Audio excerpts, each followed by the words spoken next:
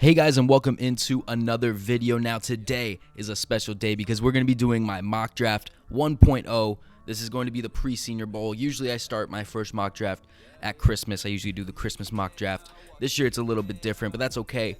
We're going to get started here. If you guys are new to the channel, please be sure to leave a like, subscribe if you're new. Go check out my other videos I've done so far on the draft. And this is going to be the first of many mock drafts that I'm going to do. I'm going to try and get back into the 7-round mocks for specific teams, but these are my official mock drafts. It takes me a lot of time to get these together.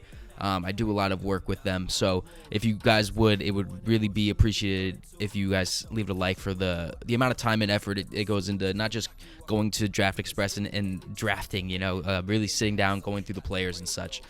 So without further ado, we're going to get into it. With the first overall pick, the Jacksonville Jaguars select Evan Neal, the offensive tackle out of Alabama. Now, there's a big controversy right now. Is Evan Neal going to be the first pick, or is it going to be Aiden Hutchinson, or is it going to be Kayvon Thibodeaux? Those are the three guys. Ikem Ekwonu has been on the radar. Is he better than Neal? Is he more versatile, etc.? I think you get Evan Neal here. The reason why, it's pretty simple. You have Travis Etienne, young running back. James Robinson's the young running back. And you have Trevor Lawrence, who is your franchise centerpiece, and he had a down year. A lot of that had to do with protection. And you have one of your better linemen in Cam Robinson hitting free agency. I know that he's been kind of lackluster in his play, but last season was probably one of his better years. But you still, with him most likely hitting the free agent market, you need help on the offensive line. Even if you re-sign Robinson, you can move Neal to the other tackle spot. You can move him into the inside of the guards because he's very versatile. He's played different positions as well, 6'6", 360.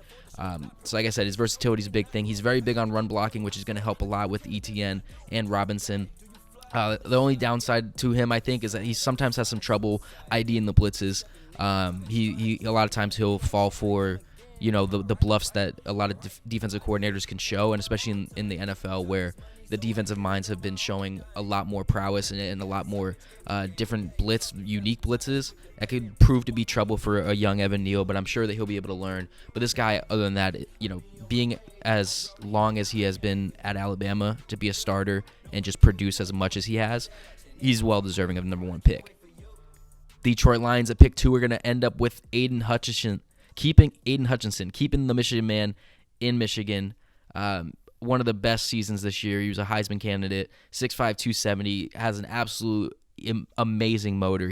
There's not a play he will give up on. He's going to get through, and he uses his hands very well. He's able to pretty much do any pass rush move that you'd like him to do. He can rip, he can swim, he can spin, he can do it all pretty much at that edge, which is why he's in conversation for the number 1 overall selection. His only con is that he's got limited mobility. He's not somebody that is going to be very bendy, very agile, very flexible, and that's not even very much of a con. That's like really the only thing you have against the guy, but that's not really what you're using him for. He's going to be able to overpower defensive ends and tight ends. He's going to be able to beat them with his hands. He's going to be able to get through them. He doesn't need that bend. He doesn't need that that necessary lateral quickness to get through, because that's not necessarily his play style, which is a huge team need here for the Lions to be able to get more pass rushing help and just help in general on this team. But Aiden Hutchinson definitely is going to fill that in. At pick 3, Kayvon Thibodeaux goes to the Houston Texans. Now, a lot of people I've seen dropping Thibodeaux, and I think that's kind of one of those situations that we see every year where you're tired of talking about the same guy. This guy was the number 1 overall recruit. In total, when he came to college, he went to Oregon, and he has done everything that we thought he would do coming out of high school. He's, like I said, he was the number 1 recruit. He's flexible. He's able to get through, pass rush, stopping the run. He's able to do pretty much everything. I think that there is a world where he's the first overall selection. I think through the offseason, we might see him move up to that rank. But as of right now, like I said, pre-Senior Bowl, I have him at number 3 to the Texans, who could use some help on the edge. They can use help a lot on that defense, but just getting some help on that pass rush, that void, that not having Clowney and J.J. Watt on the squad anymore, you could use some help there. Jonathan Grenard looked like he had a pretty solid year this year, so just getting some help on the edge, getting some pressure to opposing quarterbacks. The only cons I see of Thibodeaux's game is sometimes he struggles to disengage. So if a play goes behind him or such, he struggles. He stays in the block a little too long, or he doesn't really get off the block.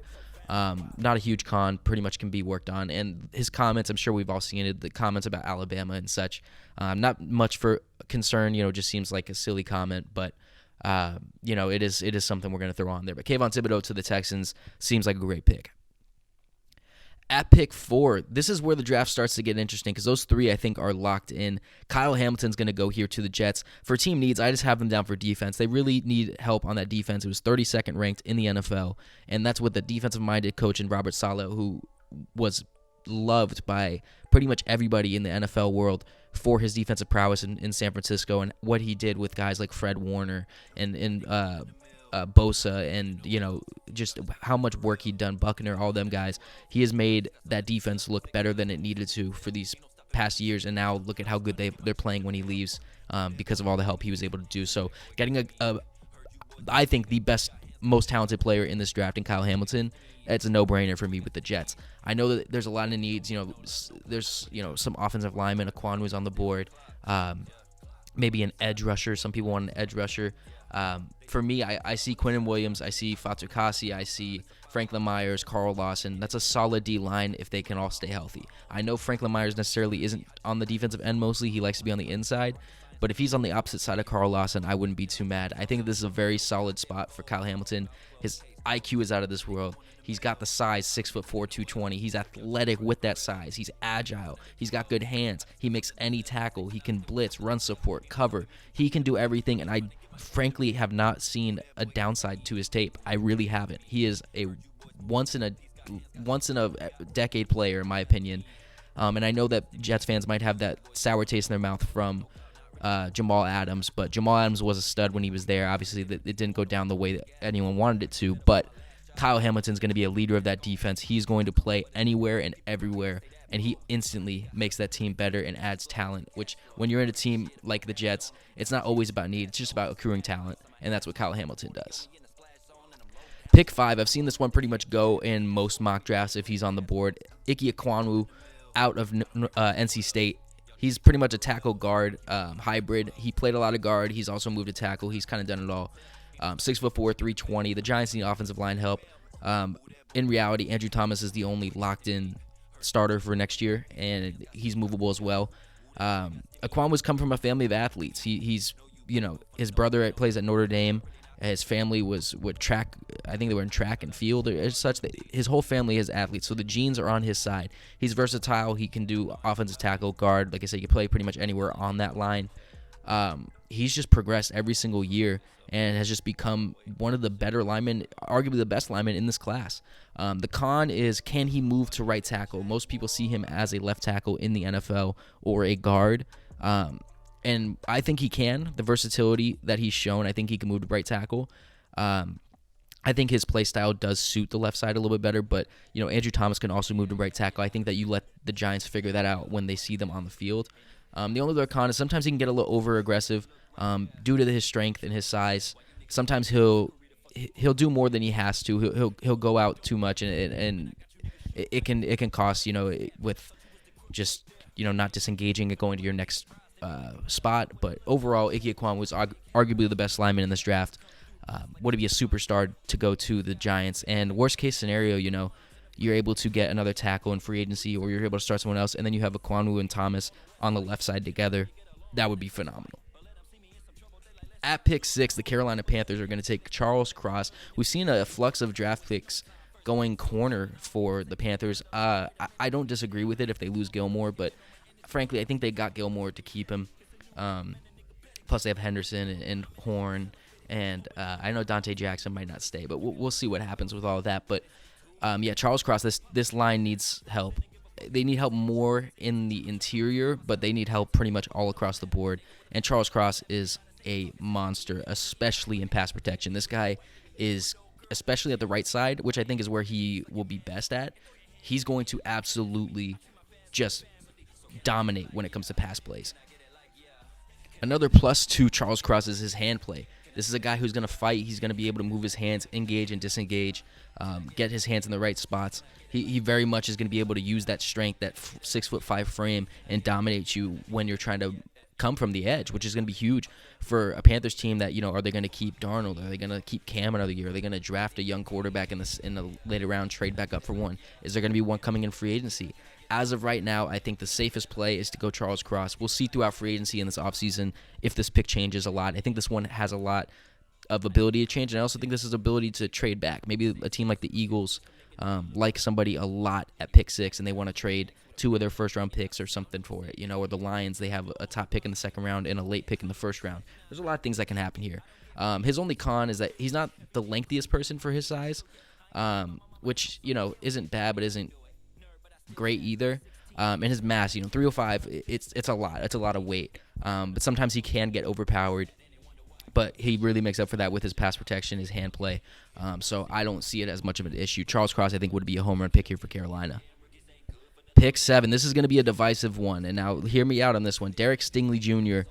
going to the New York Giants. Now, it says their team needs offensive line and edge. Completely understood.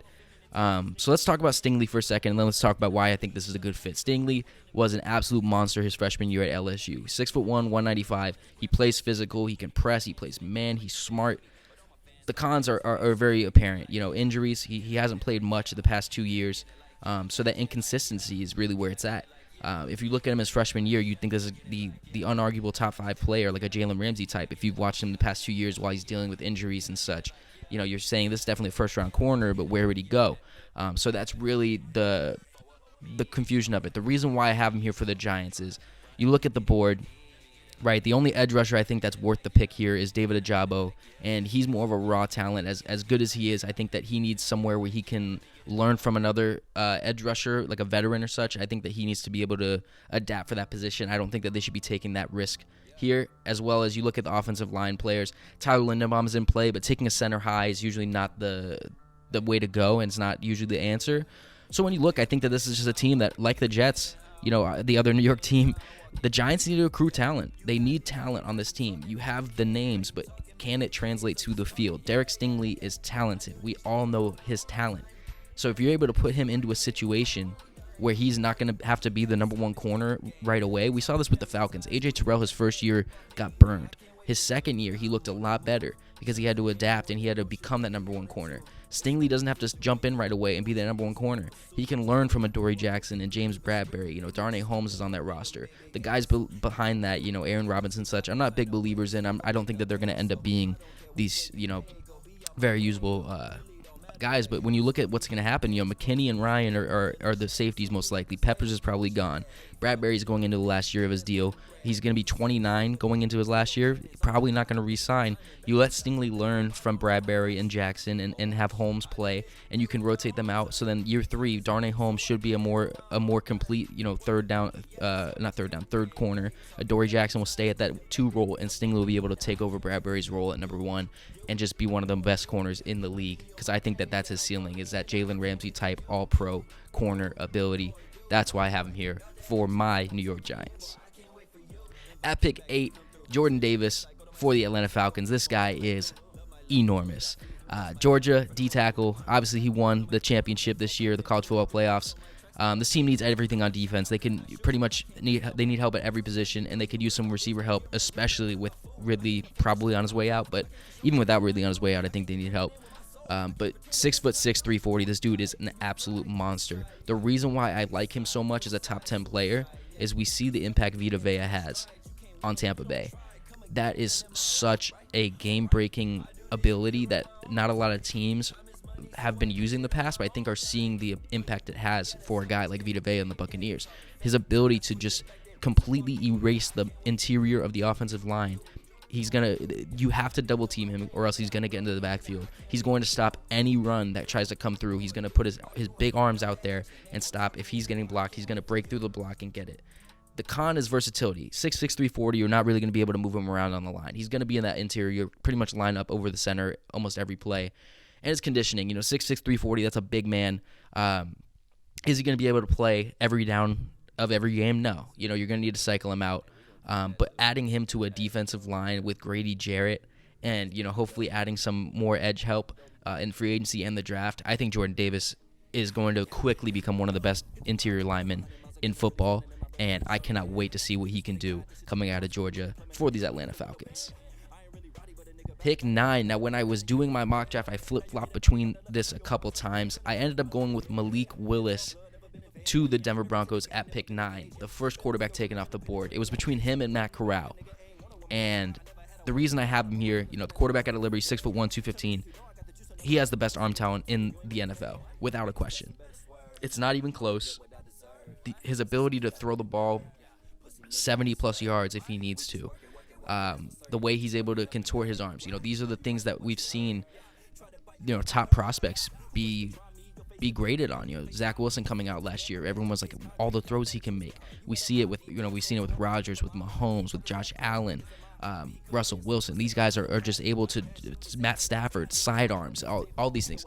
So he's able to do so much with his arm. That is not an issue at all.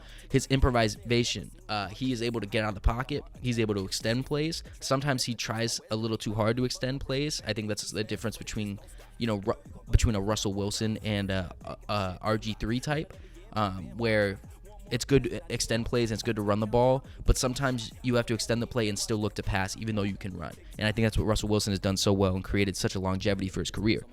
But when you look at the cons for Malik Willis, his vision, a lot of times that he'll go through his progressions very well, but because he's going through those progressions, a lot of times he'll look off somebody and miss a open route somewhere. Which, playing at Liberty, I understand that he has to do a lot more. He's an Auburn transfer. He had that mindset of, I have to kind of make sure to lead this team. There's not much NFL caliber talent at Liberty. But his vision, it's going to need some work. And his touch passing, which a lot of quarterbacks have trouble with, especially early on in their careers. He's got the arm talent. He's got the arm strength. He sometimes can use that to a disadvantage where, there's balls that just need to be finessed in, and he'll throw it a little too hard, or he'll throw it a little too light. He's got to be able to have that slight touch where you're not throwing it too hard, you're not throwing it too soft. It floats in, it gets it right to the receiver, and I think that he'll do that well. The reason why I have him at Denver, I have Matt Corral here because I think Matt Corral is ready to be a day one starter more than Malik Willis is. But Malik Willis needs a team like Denver. He needs a team where every position is filled out for him on that offense to where, yes, he's going to need to grow. Does he have to be the day one starter? No. Maybe they sign a veteran quarterback in free agency. Maybe Ryan Fitzpatrick, or you keep Drew Lock, or keep Teddy Bridgewater for a year. Get one of those guys, Mariota. You're able to get a veteran. I think you go after a veteran quarterback and you maybe allow them to take some reps. Tyrod Taylor has done a great job. He started for Baker Mayfield for a couple of weeks, and then Baker came in, played very well. Same thing with Justin Herbert. Justin Herbert comes in, plays very well. Davis Mills comes in, plays very well. So I think those kind of guys would be good to add to this team in case Malik isn't ready to start week one. But you add him to an offense where you have Jerry Jeudy, Tim Patrick, Cortland Sutton, all extended already. They're going to be there for a few years. Noah Fant, one of the best young tight ends in football. An offensive line that is young and talented and has even more upside than how it's played. On top of that, you have Javonte Williams, who some are claiming is going to be a top 10 running back next year. And you might, maybe they bring back a Melvin Gordon or something. This is an offense that is complete. All he needs is a quarterback. I think that's what Malik needs. I think that getting Malik Willis into an offense where he can work on that touch pass, that vision, with talent around him to where, maybe a pass is thrown a little too hard. But I trust Jeudy, Sutton, Patrick, Fant. I trust those guys to be able to make adjustments and help him more than he can help them for now. And then by the end of his rookie year, you're looking at an insanely explosive offense. And I think Elway will have finally found his franchise quarterback. Pick 10, Devin Lloyd. Now, before I get into this, I know we're pretty deep into the video already. If you are here still, and I know we're only 10 picks in, please leave a like and subscribe. It really means a lot. And comment down below something special. I don't know. Tell me what your favorite food is down below if you're still here at this part of the video. Just something random to where people that might be skipping through don't know. But yeah, pick 10, New York Jets. Like I said, they need defense, right? We got them Kyle Hamilton at the start. Now we're going to get them linebacker help with Devin Lloyd. Their linebacking department is nice. You're able to bring back some of the guys that have worked for you this past year. I think that'll be good. Mosley's going to be there. Maybe you bring back a Quincy Williams and such. But Devin Lloyd is amazing. I think he's the best linebacker in this class. 6'3", 235 at Utah. He was the defensive player of the year for the Pac-12. He is amazing in the box. He is able to tackle at any point. He is able to break through the gaps. He's able to shoot sideline to sideline, the agility, the athleticism. He really is able to do a lot. The only thing that I would say is a knock for him is he's average in pass coverage. He's not bad, but he's not necessarily great at pass coverage, where you look at a guy like Nakobe Dean and you really do trust him in pass coverage, as well as like a Christian Harris, where you trust him in pass coverage a little bit more. He's not the greatest in pass coverage. but you don't necessarily need him to do that. This guy, you can line him on inside or outside linebacker. He's going to be able to get through the gaps. He's going to be able to make the tackles. I mean, really, I see his floor being like a Blake Martinez where they're just a tackling machine, but he really can be one of the best linebackers in the NFL. Pick 11, I do have Matt Corral coming off the board. Now, Washington needs a lot: quarterback, receiver, DB, O-line. So this pick is important, man. Pick 11, they're going to have a new team. This is the last mock draft. We're going to have the Washington football team as the name. But if, free agency, I think they can address a lot of those needs. But because the quarterback free agent class isn't huge, I know there's a lot of guys, like veteran guys, that might be on the move. So if you're able to go get a Wentz or a Carr or somebody like that, I think that might be a better move for this team, because you have guys like Terry and Logan Thomas and Gibson that are definitely ready to compete right now. Those guys are very talented. You guys were just in the playoffs last year. So Matt Corral, Ole Miss, 6'5", 305. The thing that I think doesn't get talked about enough is his mobility. When I first was heard about Matt Corral, I thought, he sounded like he was a good quarterback, made the right moves, made the right throws. I didn't realize how much of a mobile quarterback he was. He really is able to get out of the pocket, extend the plays, and use that mobility, which I think would be very big for a Ron Rivera-led team where he's had Cam Newton for such a long time. You have a pass-catching back similar to what he had at McCaffrey, where Gibson's never going to end up being McCaffrey, in my opinion, but he is that pass-catching. He's a former receiver that's now playing running back. That'll help a lot. Plus, you have, one of the best receivers, young receivers in football, Terry McLaurin, a short tight end at tight end, obviously Logan Thomas. So using that, and also he's got one of the quickest releases in college football. The way he's able to just quickly get the ball out of his hands, he's able to throw it, can really help him, get out of tough situations. That's one of the biggest things in the NFL. You're going to get put in a lot of situations where it's going to be tough to throw the ball. You're going to have to, you're going to have to do some different things. The only downside is he has average arm strength, which I mean by that is that it's not that he has it's not like he can't throw the ball. He doesn't have it, but think of it more as, for the best case scenarios. If you're talking about Hall of Fame quarterbacks or some of the best quarterbacks of all time, he's closer to Brady than he is to Mahomes. Where Brady's got a good arm, he's going to be smart, he's going to be accurate, but he's not going to be throwing it 80 yards down the field every play. While Mahomes could sidearm throw it 80 yards like it's nobody's business. So he doesn't have the biggest arm strength, but that isn't necessarily a big con. It just means that the deep ball isn't going to be as utilized as you might want it to be. But then again, I don't think it's much worse than a Tyler Heineke or such. I think that he's going to be such a good quarterback. You can keep Heineke at the starting role until you ease in Corral, or you could start him day one. It really comes up to how he looks in camp and how he looks in the preseason. But I think Corral would be a great franchise piece for Washington.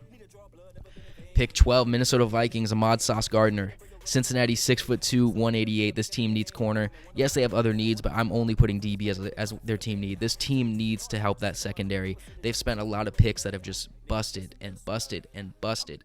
And, Harrison Smith's not getting any younger.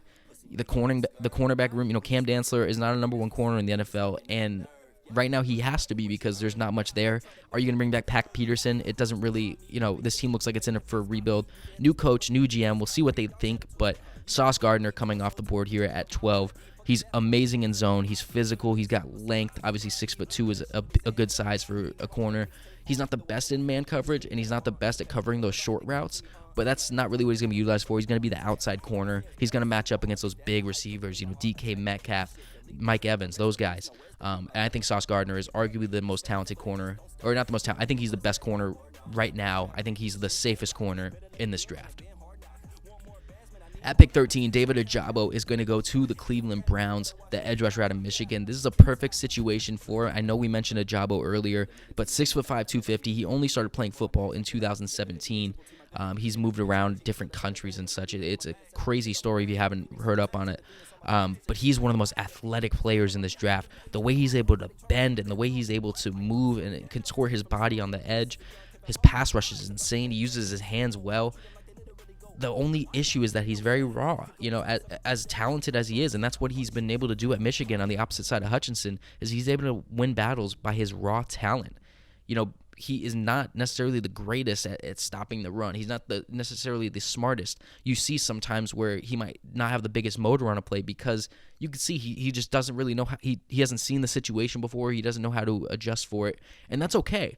You bring him to a team like Cleveland where whether they bring Clowney back is up in the air, but having Myles Garrett, who's arguably the best edge rusher in the NFL, I think, it's up for debate, but he's definitely top 3 at that. to have Ojabo be on the other side, it's very similar to him being on the other side of Aiden Hutchinson. He's not going to be that number one edge rusher on the team. He's going to be able to learn, and he's going to be able to adapt, and he's going to be able to be opposite of that dominant force, which then turns into creating a dominant edge force for the Cleveland Browns. And I think that's exactly what you want. I think that's what they've wanted. They tried Olivier Vernon, Clowney. They've had a bunch of different guys that they've tried to put there. But Ojabo, if he can hit his potential, this is a guy who we could be talking about as the best player in this draft class, 3-4 years from now. So I think this is a perfect fit for Cleveland. Tyler Linderbaum is the pick here for Baltimore. Before I go too deep into Baltimore, I did want to mention, I know receivers are a big need for Cleveland, but they didn't use Odell. They're not very big on it. I think that they can wait to a second round or sign somebody in free agency to fill that need more than the draft. But on to the Ravens here at pick 14. Tyler Linderbaum, he can pretty much go anywhere on the offensive line. He was the best center in football. He was award-winning, everything. 6'3", 290. He is technical. He has tenacity, a high motor. He is so balanced. He's never going to leave his feet. You're never going to catch him slipping. The only cons you really see with him, he doesn't have the most length, but necessarily not what you need, especially on the inside. He really does make up for it with that tenacity and that technique. He's not very powerful at the point of attack, but again, that's not what he needs to do necessarily. He's gonna beat you because he's smarter than you, he has better technique than you, and he's gonna keep his balance every time. And that's what's made him the best interior offensive lineman in college football. So adding him to a line in Baltimore, where there's a lot of older guys, there's a lot of guys that might go out with free agents and such. I think Linderbaum would be a perfect sign here, whether you keep him at the center role, you move him to a guard position. I think he'll play great at any position and help out Lamar Jackson and those running backs as well. The first of 3 picks here for the Philadelphia Eagles, who I think are going to have an amazing offseason. If they do the right moves, they use these picks right, and they sign the good free agents, they were already a playoff team. They kind of snuck in there. They are going to be a legit playoff team in this division that is kind of coming back up to the old NFC East that we've seen. But Kenyon Green out of Texas A&M, he's a guard tackle hybrid, 6'4", 325. He's very versatile. He's played pretty much all the positions on the offensive line except center.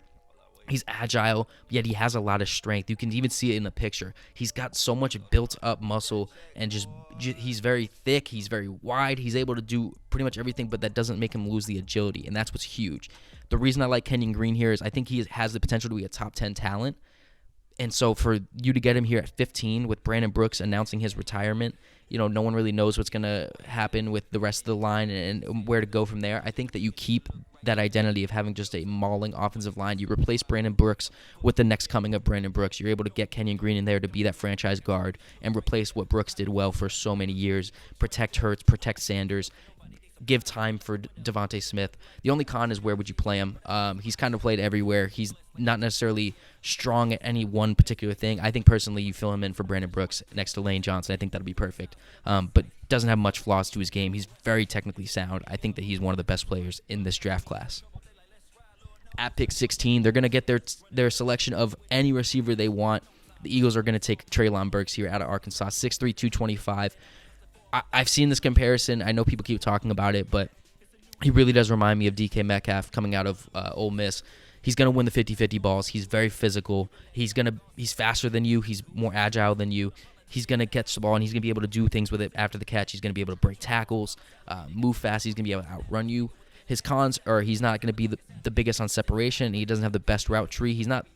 I don't think he's as bad as what we thought DK was coming out of college, but he rounds his routes. He's not the sharpest on the cuts, but that's not what you need him to do. That's what you have Devontae Smith for. Devontae Smith is a deep threat and a route running technician.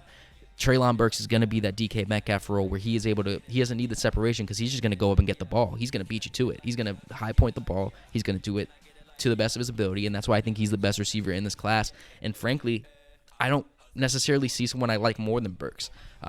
I see, there's a lot of talent at the receiver position in this draft class, so it's not necessarily a need to get the first selection because there's such good receivers in this class. But Treylon Burks is definitely my number one for a team that could use help at receiver and defense. We got them some O-line help. We got them a receiver, and we're hopefully going to address that defensive line position in a couple picks here. For the I almost said San Diego Chargers, Los Angeles Chargers, we're giving them Trevor Penning, right tackle out of Northern Iowa. This team needs a tackle partner in crime for Rashawn Slater. Bulaga isn't going to play forever. I don't think he's going to come back. They could use some other help on the defense, but their defense has been so solid. I don't think that it's necessarily a top 17, top 20 pick. But 6'7", 321, this dude has size. He is huge. You're not going to be able to decleat him. You're not going to be able to put him down to the ground. You're going to have to try and finesse around him because he is just stronger than you. And run blocking. This guy is going to power through you. Is he the best in pass protection? Not necessarily. I think that he has room to improve with that. He doesn't have the best lateral movement. And sometimes he forgets to, let go. I think he forgets to disengage. And because of that lateral movement, sometimes he can get caught with some holding penalties and such.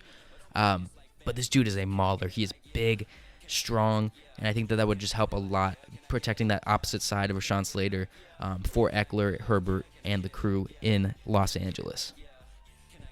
At pick 18, our third quarterback is going to come off the board with Kenny Pickett out of Pittsburgh, 6'2", 225. I think when it comes to the Saints, this salary cap situation is going to create a different roster where I'm pretty sure this pick is going to change very often.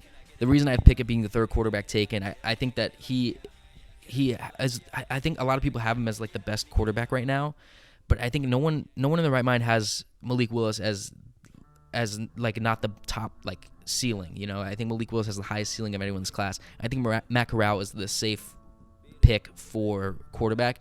Pickett is a little bit of a wild card. He has very good at decision making. He's very smart with the ball. We've seen him improve every year with that. He's rarely going to make a mistake when it comes to deciding where to throw the ball, if he should throw the ball and such. And he can get out of the pocket. He uses that agility. We know the fake slide video. But he's able to do a lot. The con, I think the biggest one that is going to be talked about a lot this offseason is his hands, right? His hands are said to not be as big as you'd want. 9 inches is usually like the hand size everyone wants. They're said to not be that. It might be 8.5. He wears the 2 gloves. I know, as silly as that might seem to some, to others it is a big deal. They don't want their quarterbacks to be wearing gloves, let alone need to wear gloves. So it's definitely an oddity, but I think for a team like the Saints, they need a rookie quarterback and a rookie quarterback contract so they can help get through this next season with a lot of restructured deals really hitting their top. I know Marshawn Lattimore's cap hit is like almost $30 million this next year. So get a young quarterback on a rookie deal and, hopefully build this team around him and make this not necessarily a rebuild, but a real retooling for their young quarterback. At pick 19, the Eagles still get their linebacker in Dobey Dobe out of Georgia, 6', 225. I mean, this is a guy who is just an absolute beast. I mean, his size is really what's going to make him fall down boards. 6', 225 is not necessarily what you'd want in a linebacker.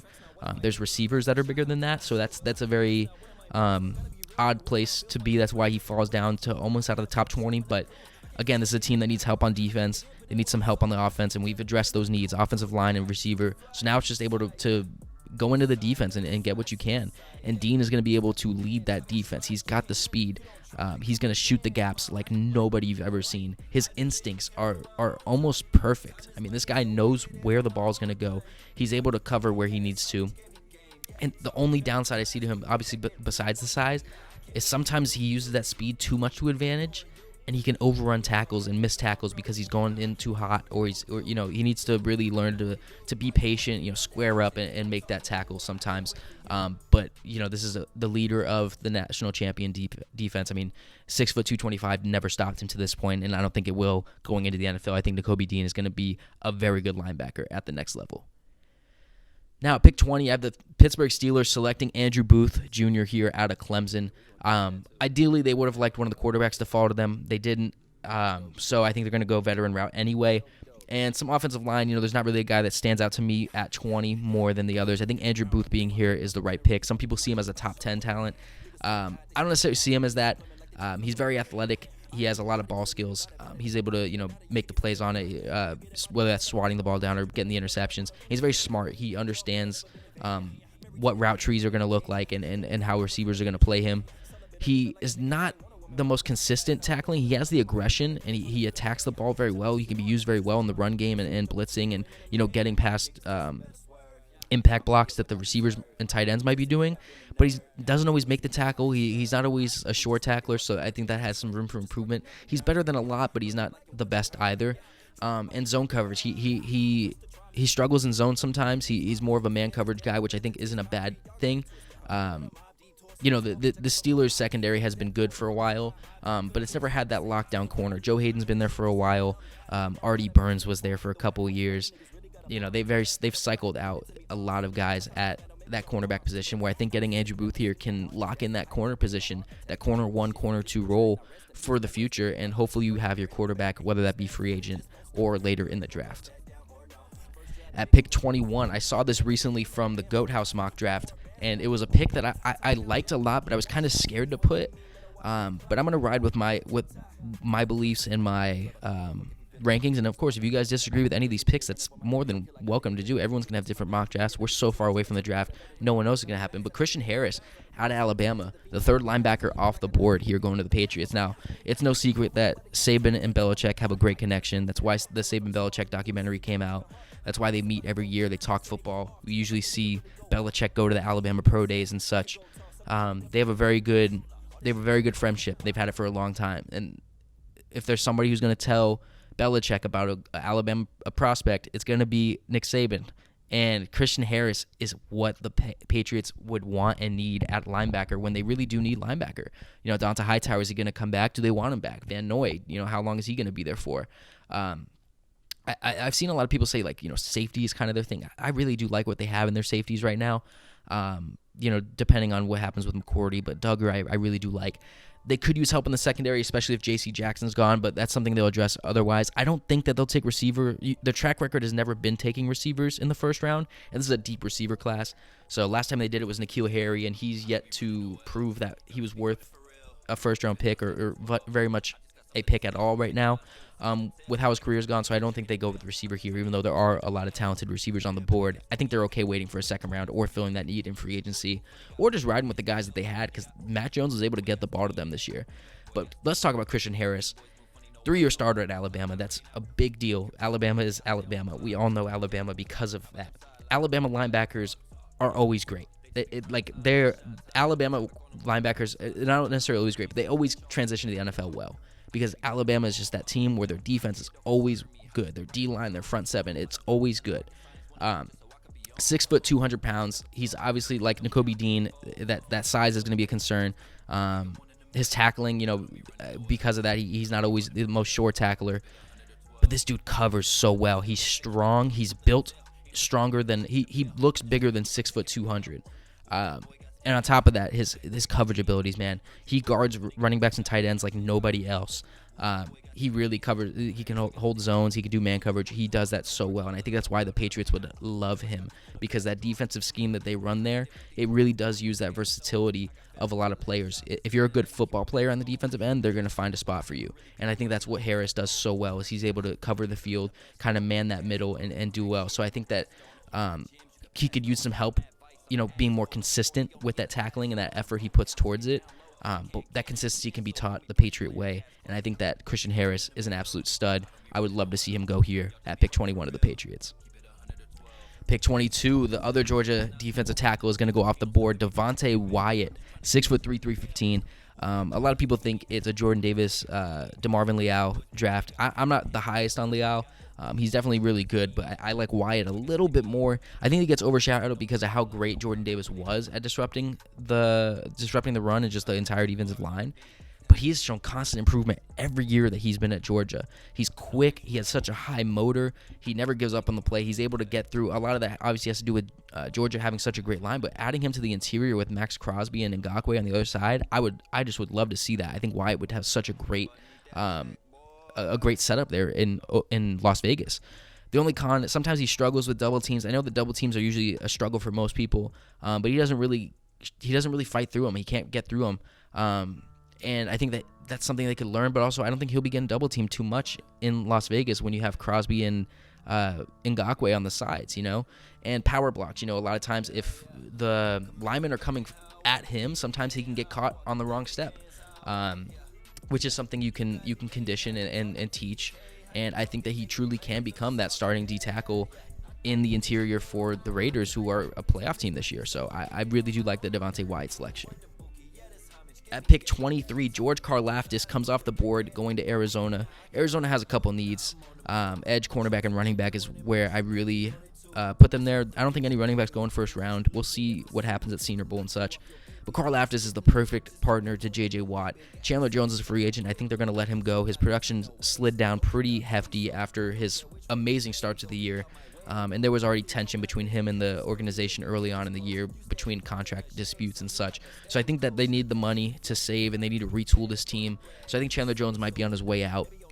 So adding Karlaftis to the other side of J.J. Watt, and that he can learn from J.J. Watt, I think that would be huge, because his ability to be powerful and disrupt with some power moves on the defensive line, I think it's arguably the best in football, or in NCAA, at least in college football.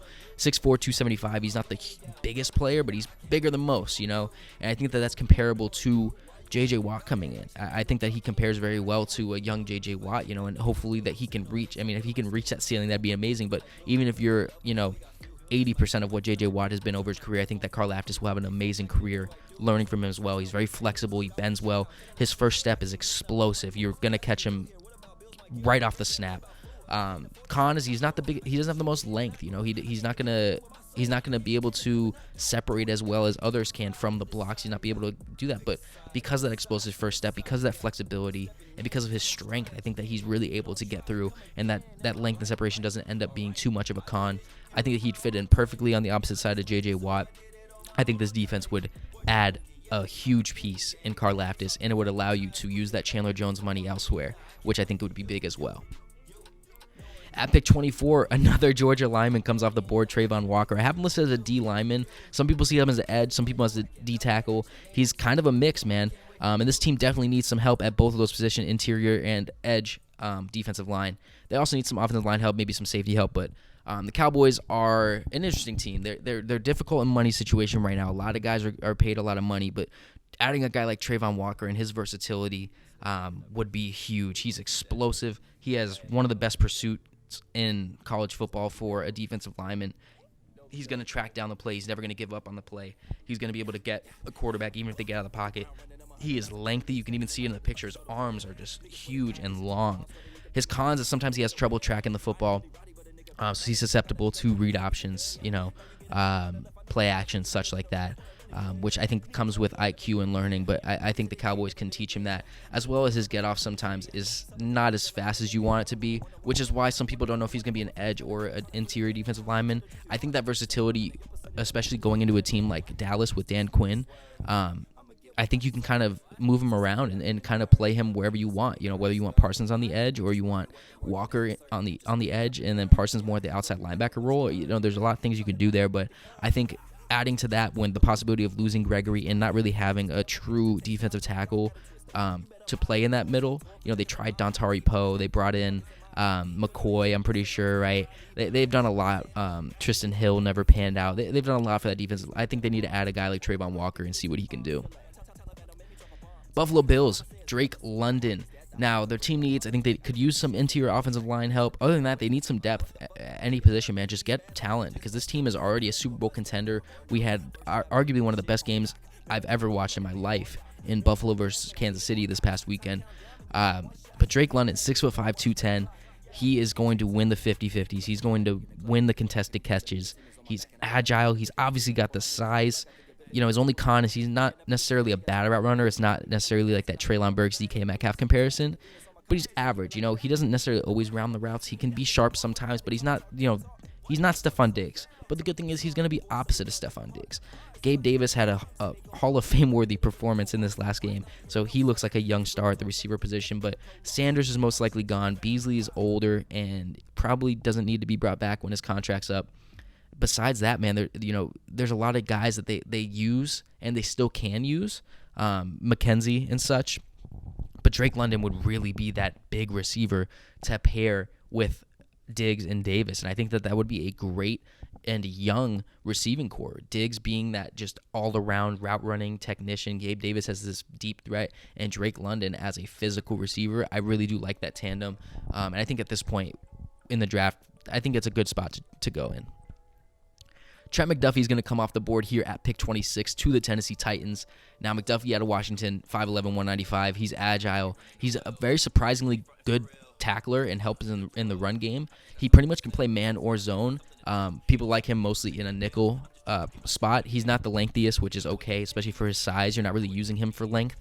And ball production was not big. That doesn't mean he's bad at playing the ball, but he just wasn't. The stats don't show it. He doesn't have the most interceptions and pass deflections, but it's not necessarily his fault. It just the stats aren't really there. But I think he does have the ability to do so. Tennessee has a lot of different ways they can go here. There's a lot of receivers on the board. They can add a receiver with Julio and AJ Brown. Trey McBride as a tight end might be in play here.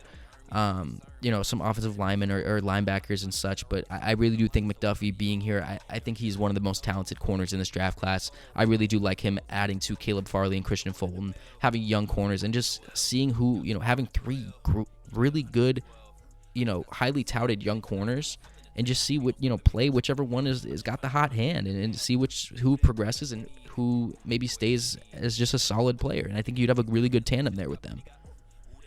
At pick 27, the rich get richer. Tampa Bay is going to take Garrett Wilson. Now, this pick is going to change a lot as well, because we don't know if Brady's coming back. We don't know if Jensen's coming back. We don't know if Gronk's coming back. There's a Godwin. There's a lot of people that might not come back. Even if Godwin does come back, I still think receiver is a big need for them. And Garrett Wilson's a beast at Ohio State. I mean, I feel like that's not – it might be. I feel like that's not his height and weight, but it might be. It's not. I know it's not, but I think that's messed up. So, but Garrett Wilson, though, at Ohio State, he is one of the best run after catches. He plays the slot very well. He's very similar to a Godwin. He's very balanced. He's a good route runner. He can make catches. He can go up for the ball. He can play deep. He can do a lot. He pretty much can do anything that you need. He's not the best with 50-50 balls, but let alone that's not what you're doing, because that's what Mike Evans does. Mike Evans is the best at it for a reason. You don't need him to do those 50-50 balls. You need him to play that Godwin role, even if Godwin comes back. He's going to be very good in the slot as well.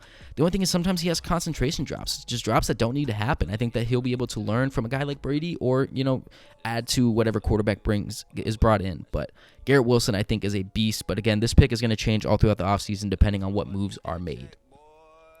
Going to pick 28 with the Green Bay Packers. I love this pick. This is one of my favorite picks and one of my favorite intriguing prospects for this draft. And that's Daniel Failele, I think is how you say it, out of Minnesota. He's originally from Australia, I believe. 6'8", 380, and a massive human being. Reminds me a lot of Mekhi Becton because he's so big yet so agile. He's very light on his feet, and you don't see that from big men like this. He has one of the best IQs. Coaches and other players talk about how much he's able to adapt and he's able to learn. And he's an anchor, obviously. I mean, look at the dude. You're not going to be able to beat him. You're not going to be able to power through him. You're going to have to use finesse. You're going to have to adjust how you go. The only cons I really do see for Falele is he opted out of the 2020 season, which, obviously he didn't have production that year. So that's a year behind that most of these players have. On top of that, we've seen it a lot with a lot of players come out of this. Mekhi Becton's dealt with it early in his career. Zion Williamson's dealing with it in the NBA. When you're that big and that agile, injuries happen. So you're going to have to watch that weight. You're going to have to figure out what's the right weight for him, how to keep him as healthy as you can be. And I think he really does have a very high ceiling as being one of the best linemen opposite of Bakhtiari. Billy Turner is on the last year of his deal, and I don't think Turner's necessarily a franchise piece. He's already 30 years old. Failele can step in and be that right tackle right away, or he can sit back and learn. But I like him a lot.